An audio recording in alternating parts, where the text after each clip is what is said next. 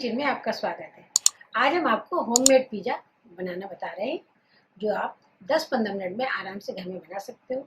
और जो भी आपकी उसमें इच्छा हो, आप चाहे जो भी वेजिटेबल उसमें डालो, चाहे आप टमाटो ओनियन का बनाइए, चाहे आप कैप्सिकम का बनाइए, चाहे आप मशरूम का बनाइए, और या आप उसमें कॉर्न डाल दीजिए। अपने हिसाब से आप उसमें चीज़ डालिए, अपने हिसाब से आप उसमें सॉस लगाइए, जैसा भी आपको खाना है आप खाइए। ये फटाफट जल्दी से बन जाता है और आपने बनाया तो ये तो टेस्टी हो गई। ये पिज़्ज़ा हम आपको माइक्रोवेव में बनाना बता रहे हैं, और अगर आपके पास माइक्रोवेव नहीं है तो आप इसे नॉन स्टिकी पैन में भी बना सकते हो।